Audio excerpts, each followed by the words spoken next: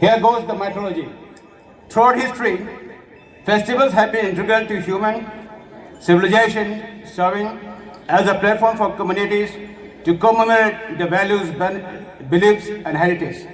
Among the countless indigenous festivals in Northeast India, Rohan is primarily celebrated by the Nokta and Tutsa tribes of Tirbisi. It stands out a vivid expression of agricultural traditions, gratitude, and vibrant community spirit.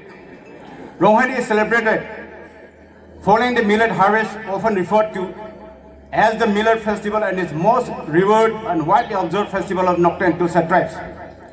Rohan has been passed through generations, preserving its core essence while undergoing slight variations in ritualistic practices from one village to another. Much like other agrarian societies, the Nokta Tutsa people deeply honor their relationship with the land and nature, and Rohan provides a time for reflection, thanksgiving, and prayer for future prosperity. Rohan embodies the customs, traditions, and spiritual and cultural identity of Nokta and Tutsa tribes. This celebration strengthens communal ties, honors agricultural accomplishments, and preserves age-old practices. It offers the younger generation a vital opportunity to immerse themselves in their heritage, acquainting them with customs and rituals passed on by their ancestors. While the Rohan festival is renowned for its vibrant dances, music, and feasts, its significant riches for deeper reflecting the profound cosmology and cultural heritage of Nokta and Tutsa people. Every ritual performed during Rohan serves as a testament to the delicate balance between humanity and nature, and to the cyclical rhythm of the life itself. The festival is intricately tied to the agricultural cycle of these tribes. As agrarian communities, the Nokta and Tutsa rely heavily on jhum cultivation, with millet and upland paddy serving as their staple crops. Rohan is observed after the millet harvest, typically between July and August, depending on the specific village and agricultural season. Origin and spiritual context. The mythology surrounding Rohan is deeply intertwined with the spiritual and cultural beliefs of the Nokta and Tutsa tribes.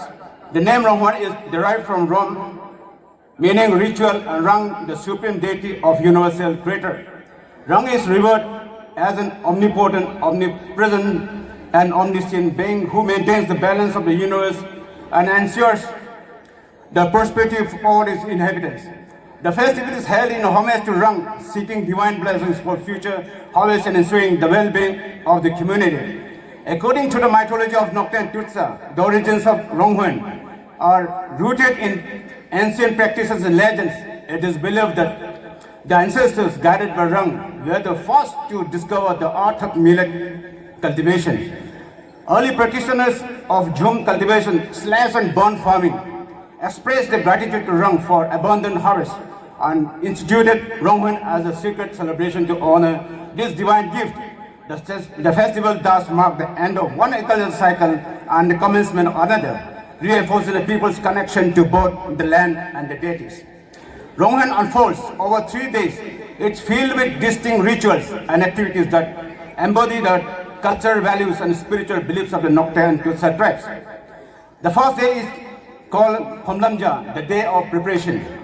The first day of the Rohan festival is known as Phomlanja, is dedicated to preparation for the upcoming festivities.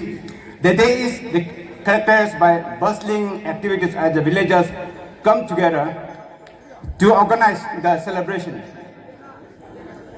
One of the main events of Phomlamja is the collection of vegetables and other essential food items.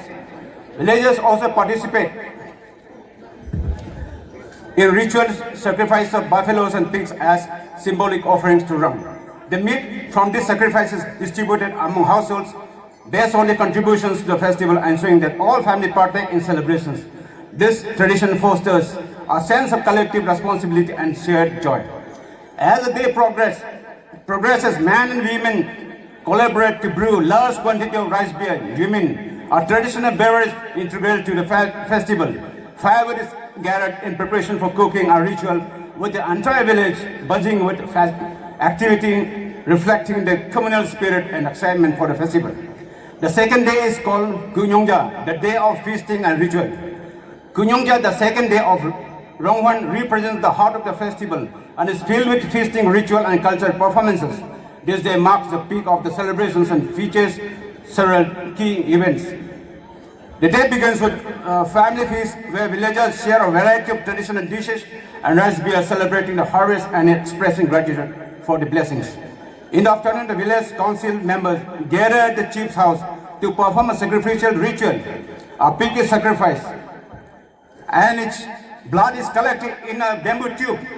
A small piece of pig's meat is attached to a bamboo stick with one stick representing each household in the village.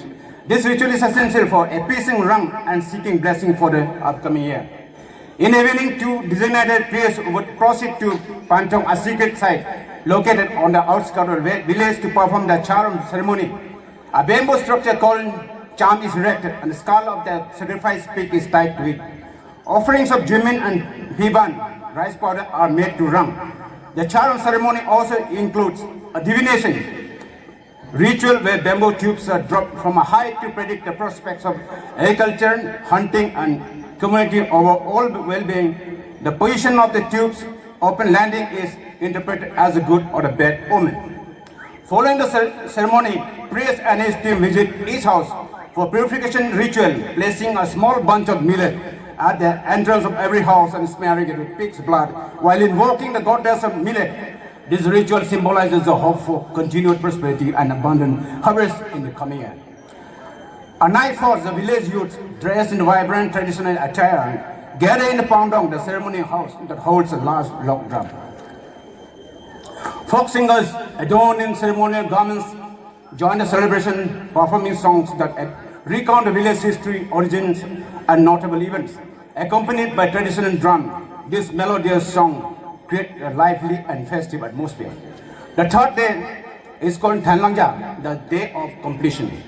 The third day and final day of Rongwan, known as Thanlangja, is dedicated to concluding the festival activities and bidding a more formal farewell to the celebration. The day begins with the Hajabo dance, where a troupe of dancers descend from the chief's house to the village grounds performing a house-to-house dance. Each house soul offers refreshment to the dancers and a ritual that serves a symbolic roll call as a dance party visits every home in the village. The villagers gather for the final farewell, their hearts filled with both sadness and hope for Rangwans to return. After completing their rounds, the dancers, predominantly elders, gather for the final performance.